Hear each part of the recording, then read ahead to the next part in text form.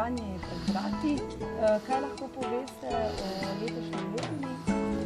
Ja, letošnji letini, to se pravi 2015, lahko v tem trenutku izrečemo samo pohvale in veselje, da smo imeli možnost pridelati grozdje, potem mošt, sedaj pa že vino dobre kakovosti. Seveda smo imeli letos bistveno boljše pogoje kot lansko leto za letnik 2014 in lahko rečemo, da je kakovost odvisna predvsem od znanja, izkušenj pridelovalca in pa enologa ali kletarja, ki je lahko v tem letu izkoristil svoje znanje in pa seveda dar narave, da je pridelal dober mošt, dobro mlado vino in pa vino letnika 2015. V tem trenutku je v prometu kar veliko že mladih vin.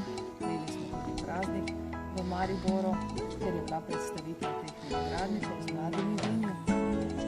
Mlada vina so vina, ki so sveža, letošnji vina so izjemno dobre kakovosti, dajejo svoje značilnosti, sorte so zelo dobro izražene, vina so sveža in vsebujejo manj žvepla pri teh mladih vinih.